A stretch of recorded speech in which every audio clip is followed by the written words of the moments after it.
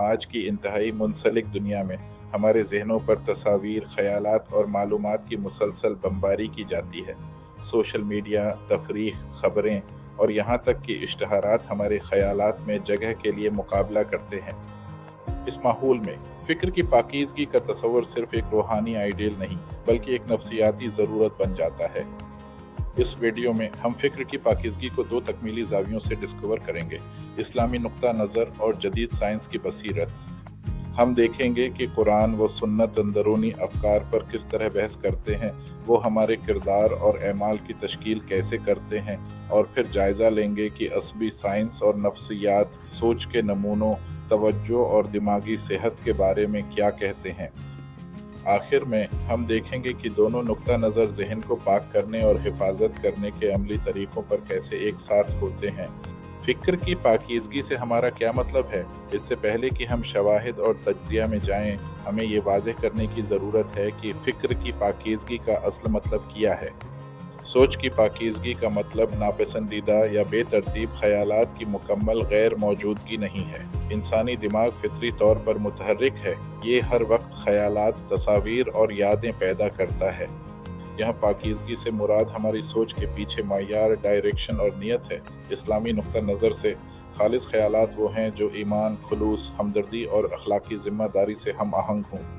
وہ جان بوجھ کر گنہگار خیالات، تکبر، حسد اور بغض میں مبتلا ہونے سے بچتے ہیں۔ سائنسی زاویہ سے سوچ کی پاکیزگی کو صحت مند علمی نمونوں سے جوڑا جا سکتا ہے۔ الجھن کی بجائے وضاحت، تباہ کن سوچ کی بجائے تعمیری، اور زبردستی یا دخل اندازی کے بجائے ذہن پر قابو رکھنا۔ لہذا سوچ کی پاکیزگی اس بارے میں کم ہے کہ کبھی برا خیال نہ رکھا جائے، اور اس بارے میں زیادہ ہے کہ ہم اپنے خیالات کے ساتھ کیا کرتے ہیں، ہم کیا پرورش کرتے ہیں اور کیا چھوڑتے ہیں۔ اسلامی روایت میں ہماری اندرونی زندگی کا مرکز اکثر قلب کے طور پر بیان کیا جاتا ہے، جسے عام طور پر دل کے طور پر ترجمہ کیا جاتا ہے۔ دل صرف ایک جسمانی عضو نہیں ہے، یہ روحانی مرکز ہے جو خدا کی طرف دیکھتا ہے۔ قرآن اس بات پر زور دیتا ہے کہ قیامت کے دن جو چیز واقعی اہم ہوگی وہ ہے صحیح دل۔ صحیح دل وہ ہے جو روحانی بیماریوں سے پاک ہو: تکبر، نفرت، منافقت، غیر صحت مند خواہش اور مسلسل غفلت۔ یہ بیماریاں خیالات اور وسوسے کے طور پر شروع ہوتی ہیں، جن کا خیر مقدم کیا جائے اور اسے دہرایا جائے تو وہ عادات اور آخر کار ایک مقررہ کردار میں بدل جاتے ہیں۔ دوسرے لفظوں میں اسلام فکر کی پاکیزگی کو براہ راست دل کی پاکیزگی سے جوڑتا ہے۔ اسلامی اخلاقیات میں خیالات کی حیثیت ایک اہم سوال یہ ہے کہ کیا ہم ہر اس سوچ کے لیے جواب دہ ہیں جو ہمارے ذہن میں آتا ہے؟ اسلامی تعلیمات گزرے ہوئے خیالات اور طے شدہ ارادوں کے درمیان ایک اہم فرق پیدا کرتی ہیں۔ نبی کریم صلی اللہ علیہ وسلم نے وضاحت فرمائی کہ اللہ تعالیٰ نے امت کے دلوں میں پیدا ہونے والے خیالات کو معاف کر دیا ہے جب تک کہ ان پر بات نہ کی جائے اور ان پر عمل نہ کیا جائے۔ اس کا مطلب یہ ہے کہ اچانک دخل اندازی کرنے والی سوچ، بے ترتیب منفی خیال یا لمحہ بے لمحہ ظاہر ہونے والی تصویر بذات خود کوئی گناہ نہیں ہے۔ گناہ اس وقت شروع ہوتا ہے جب کوئی شخص جان بوجھ کر رضاکارانہ طریقے سے اس سوچ کے بارے میں تفریح، لطف اندوز یا منصوبہ بندی کرتا ہے۔ تاہم اسلام یہ بھی خبردار کرتا ہے کہ بعض خیالات میں بار بار مشغول رہنا بالآخر عمل کا باعث بن سکتا ہے۔ ایک معروف اخلاقی نمونہ ہے: ایک خیال بن جاتا ہے، ایک خیال ایک ارادہ بن جاتا ہے، ارادہ عمل کا باعث بنتا ہے، عمل عادت بن جاتا ہے، اور عادت تقدیر کو تشکیل دیتی ہے۔ لہٰذا اگر ہم کسی سوچ کے پہلے لمحے کے لیے جوابدہ نہ ہوں، تب بھی ہم اخلاقی طور پر ذمہ دار ہیں کہ ہم اس سوچ کو پالیں یا اس سے لڑیں۔ قرآن بار بار مومنوں کو صرف نیک اعمال کرنے کے لیے نہیں بلکہ اپنی اندرونی دنیا کو پاک کرنے کی دعوت دیتا ہے۔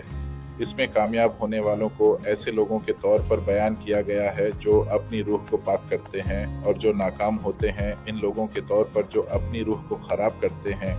اس تزکیہ میں ذہن کو تباہ کن نمونوں جیسے مسلسل شکوک، بے بنیاد منفی مفروضوں اور جنونی حسد سے پاک کرنا شامل ہے۔ قرآن بے بنیاد شک کے خلاف خبردار کرتا ہے کیونکہ بہت زیادہ شک گناہ ہے۔ یہ مومنوں کو ایک دوسرے کی جاسوسی یا غیبت نہ کرنے کی بھی ہدایت کرتا ہے، جو کہ بیرونی رویے ہیں جو اندرونی فیصلہ کن یا نفرت انگیز سوچ سے شروع ہوتے ہیں۔ मुतअद्दिद आयत लोगों को याद दिलाती हैं कि खुदा आंखों की खियानत और दिलों की छुपाई को जानता है। मतलब ये है कि ख्यालात इलाही नुक्ता नज़र से पोशीदा नहीं है। उसका मतलब हर लम्हाती ख्याल के लिए फौरी सज़ा नहीं है, बल्कि ये हमारी ज़हनी ज़िंदगी की संजीदगी और वक़ार पर ज़ोर देता है। हमारी अंदरूनी दुनिया हमारी इबादत का हिस्सा है। इस्लाम वसवास के तसव्वुर के ज़रिए नापसंदीदा परेशान कुन ख़यालात के रुझान को बराह रास्त मुखातब करता है, जो अक्सर शैतान से मंसूब होते हैं। बहुत से लोग बेतरतीब, कभी कभी तौहीन आमेज़ या गैर अखलाकी ख़यालात का तजुर्बा करते हैं और मुजरिम या खौफज़दा महसूस करते हैं। इस्लामी उलमा इस हकीकत की वजाहत करते हैं कि मोमिन के लिए ऐसे ख़यालात से परेशान होना ईमान की अलामत है। रसूलुल्लाह सल्लल्लाहु अलैहि वसल्लम ने खौफनाक ख़यालात की शिकायत करने वाले सहाबा को ये कहकर तसल्ली दी कि ये वाज़ेह ईमान की अलामत है, क्योंकि वो उन ख़यालात को कबूल करने के बजाय रद्द करते हैं। कुरान का इख्तिताम एक सूरत के साथ होता है जिसमें सरगोशी करने वाले से पीछे हटने वाले लोगों के दिलों में वसवसा डालने वाले से तहफ़्फ़ुज़ का मुतालबा किया गया है। इससे ये ज़ाहिर होता है कि इस्लाम इल्मी मुदाखलतों को तस्लीम करता है और उससे निपटने का एक रूहानी तरीक़ा कार देता है। खुदा की पुनाह मांगना, बाज़ आयात की तलावत करना, हमारी तवज्जो को तब्दील करना और याद रखना कि हर ख्याल हमारी शिनाख्त या हमारी गलती नहीं है। फ़िक्र की पाकीज़गी इस लिहाज से एक जारी जदोजहद है, जामिद कमाल नहीं। अब देखते हैं कि जदीद साइंस हमारे ख्यालात के बारे में क्या कहती है। न्यूरो साइंस ने दिखाया है कि ख्यालात दिमाग में बरकी और कीमियाई सरगर्मियों के नमूनों से मुताबिकत रखते हैं।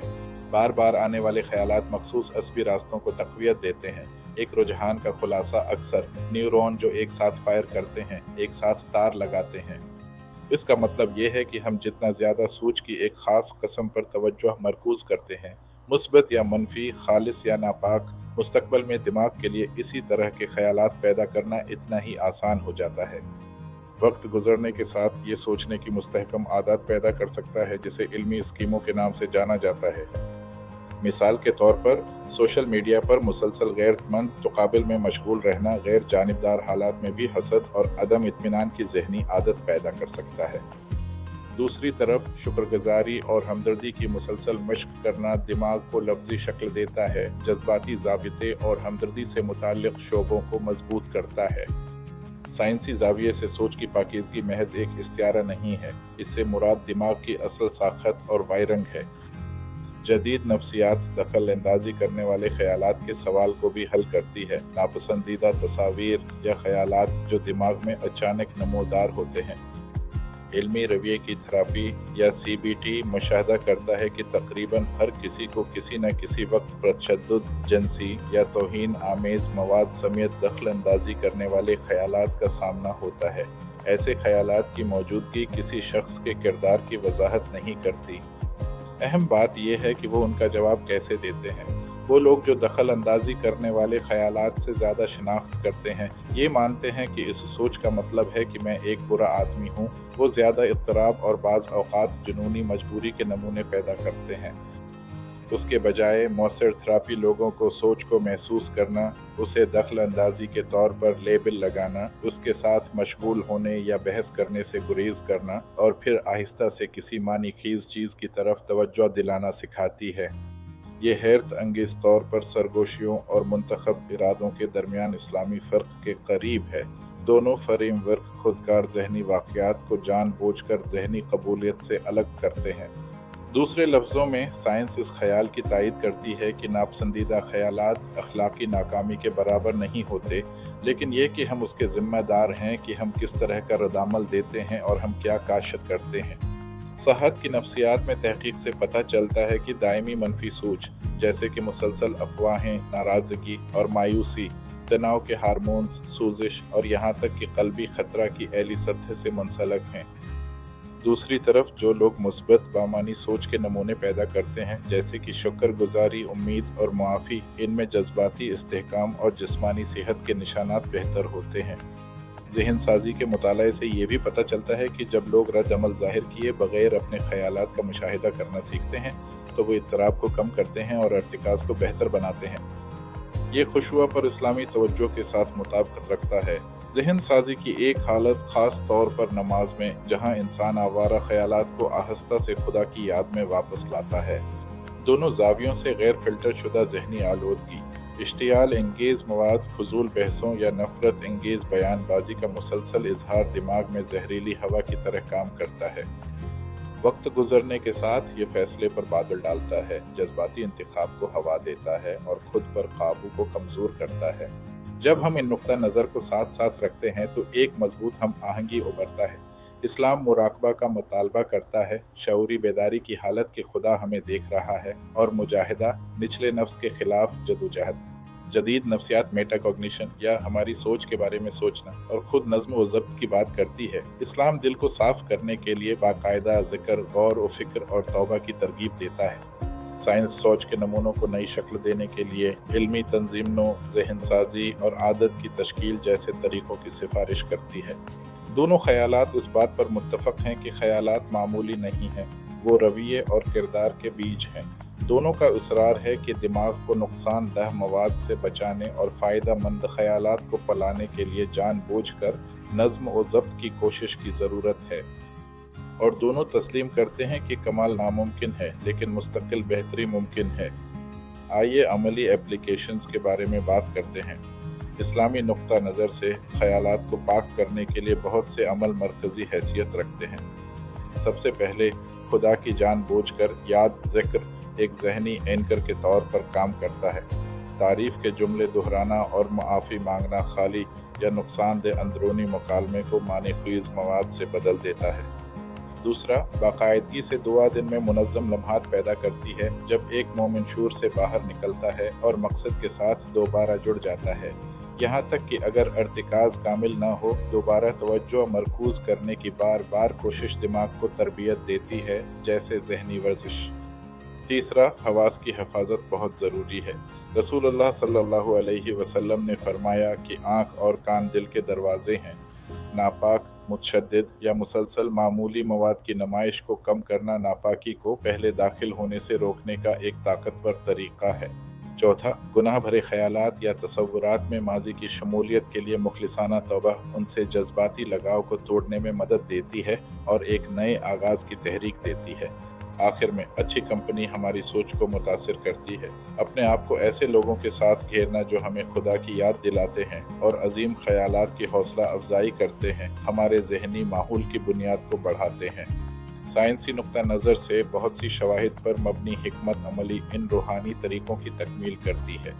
علمی تنظیموں میں تحریف شدہ سوچ کے نمونوں کی نشاندہی کرنا شامل ہے، جیسے کہ سب یا کچھ بھی نہیں سوچنا، تباہ کن سوچ یا ذہن پڑھنا، اور انہیں زیادہ حقیقت پسندانہ متوازن خیالات کے ساتھ چیلنج کرنا۔ اس سے غیر ضروری پریشانی اور غصہ کم ہو جاتا ہے۔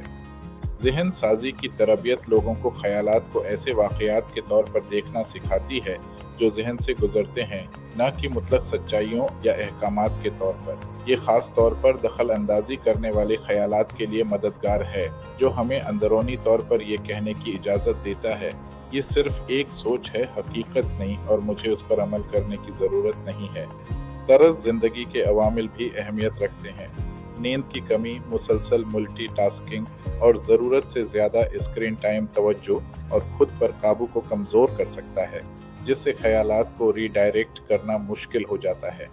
دوسری طرف، باقاعدگی سے جسمانی ورزش، کافی آرام اور ڈیجیٹل حدود صاف اور پرسکون ذہن کی حمایت کرتے ہیں۔ جرنلنگ، خاص طور پر شکر گزار یا عکاسی کے جرائد، خیالات کو خارجی شکل دے کر ان کا تجزیہ کر کے اور ان کی زیادہ تعمیری ڈائریکشن میں رہنمائی کر کے دماغ کو صاف کرنے میں بھی مدد کر سکتے ہیں۔ اصل طاقت اسلامی اور سائنسی آلات کو ایک متحد روزمرہ کے معمولات میں ایک ساتھ کرنے میں ہے۔ ایک شخص اپنے دن کا آغاز مختصر تلاوت اور یاد سے کر سکتا ہے، شعوری طور پر اپنے خیالات کو صاف اور بامقصد رکھنے کا ارادہ رکھتا ہے۔ دن بھر وہ ذہن سازی کی ایک شکل پر عمل کر سکتے ہیں۔